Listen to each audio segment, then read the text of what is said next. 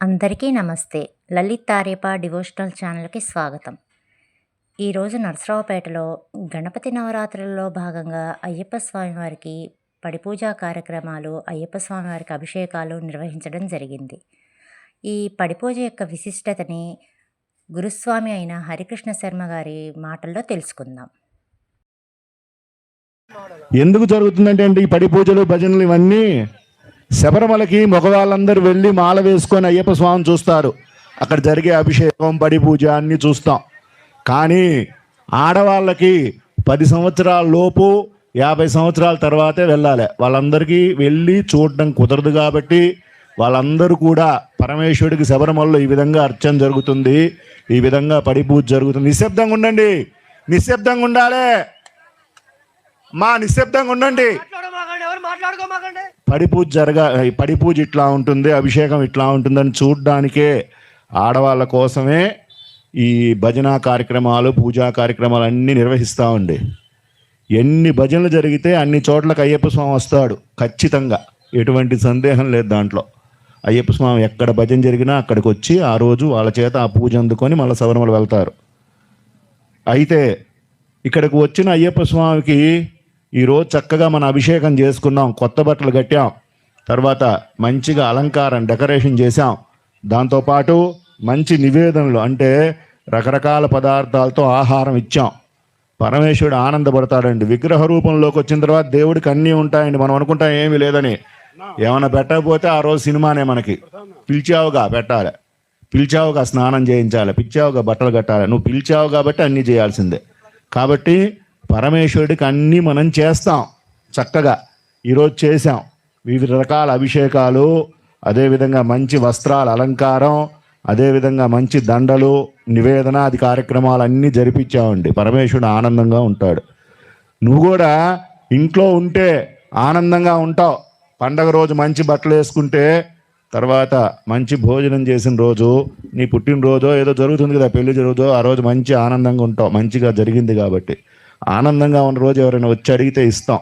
పాతకాలం రైతులందరూ సంక్రాంతి పండగకి ఒడ్లు రాగానే కువ్వలు పోసుకొని రకరకాల వాళ్ళు వస్తే అందరికి ఇచ్చేవాళ్ళు, చేటలతో ఇచ్చేవాళ్ళు. ఇప్పుడు ఇస్తున్నారో తెలియదు, పాతకాలంలో ఇచ్చారు. ఎందుకు అంటే ఆనందంగా ఉన్నాం కాబట్టి. అయ్యప్ప స్వామి కూడా ఈరోజు ఆనందంగా ఉంటాడు, అన్నీ అడిగినవి ఇస్తాడు. సక్రమమైన కోరిక కోరాలని, మంచి కోరికలన్నీ ఇస్తాడు. మనం పూజ చేసేది ఇదంతా ఎందుకంటే సుఖంగా శాంతిగా ఉండడానికి, మన మంచి కోరికలన్నీ పరమేశ్వరుడికి విన్నవించుకొని తీర్చుకోవడానికి.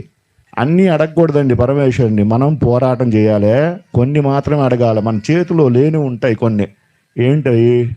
డబ్బులు మనం సంపాదించవచ్చండి, పంట మనం పండించవచ్చు, అన్నీ చేయొచ్చు. కానీ వర్షం సక్రమంగా కురవటం, ఆరోగ్యం ఇవ్వటం, సంతానాన్ని ఇవ్వటం, ఇవన్నీ పరమేశ్వరుడు ఇచ్చేటువంటి అనుగ్రహం. అవే అడగాలి. అంతేగాని ప్రతిదీ లేచిన దగ్గర నుంచి కళ్ళు మూసి లిస్టు అష్టోత్తర 108 చదువుతాం, కోరికల లిస్టే తప్పితే ఏమి వచ్చేది ఏమి ఉండదు. కాబట్టి సక్రమమైన కోరిక మనం చేయలేనిది పరమేశ్వరుడి దగ్గర అడిగి తీసుకోవాలి. తీసుకొని చక్కగా అందరం పరమేశ్వరుడి యొక్క కృప వల్ల లోకమంతా సుభిక్షంగా, మనము సుఖంగా శాంతిగా ఉండాలండి. మనిషి యొక్క లక్ష్యం 2 విధానాలండి. భారతీయులకి, మిగతా దేశాల్లో లేదు. మనిషిగా బతకటం, దైవాన్ని చేరటం, ఇవి 2 లక్ష్యాలు మనిషికి. మనిషిగా బతకటం, లాస్ట్లో పరమేశ్వరుని చేరటం. భారతదేశం 1200 సంవత్సరాలు కష్టపడిందండి ముస్లిమ్స్లతో, బ్రిటిష్ వాళ్ళతో. కారణం వేదం పుట్టిన భూమి. ఎందుకు కష్టపడాలి? కారణం ఏంటంటే ధర్మం ప్రకారం మనం జీవనం చేయలేకపోయాం కాబట్టి కష్టం వచ్చింది.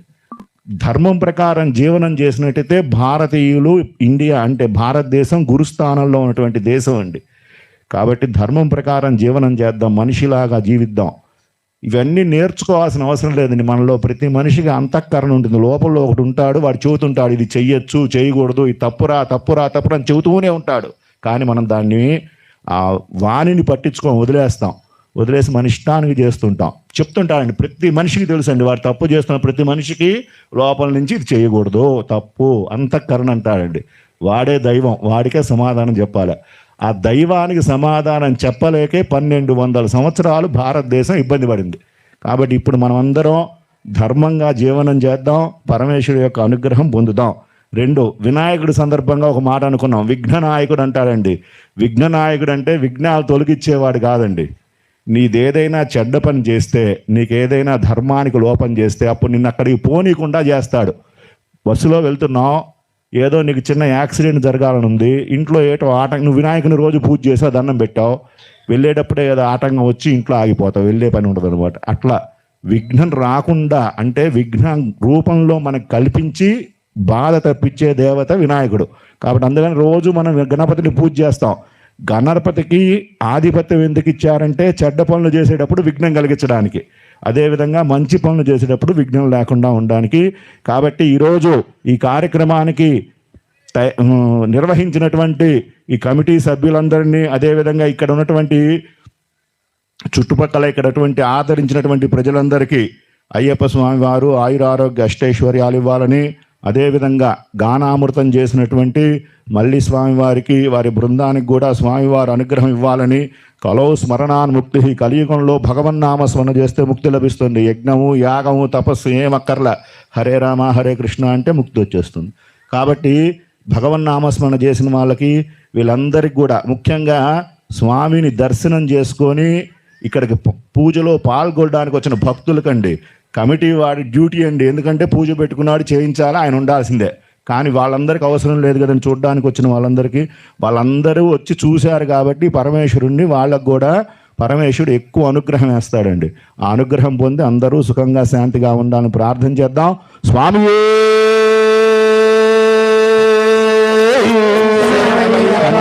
గణపతి భగవానే, సుబ్రహ్మణ్యేశ్వర స్వామియే, బ్రహ్మలోకదేవి మంజు మాతావే, పన్నుతాం బడిగలే వీరనే, శాస్తానే, ప్రియనే. విన్నారు కదండి గురుస్వామి గారు చెప్పినటువంటి మాటలు. మనందరం కూడా ఇటువంటి ధర్మ మార్గంలో నడవడానికి ప్రయత్నిస్తూ, ధర్మాన్ని పాటిస్తూ ఆ భగవంతుని యొక్క కృపకి పాత్రలం అవుదాం. ఇటువంటి మరిన్ని విశేషమైన పూజా కార్యక్రమాలతోటి మళ్ళీ మీ ముందుకొస్తుంది లలిత్ తారేపా డివోషనల్ ఛానల్. ధన్యవాదములు. స్వామియే శరణమయ్యప్ప.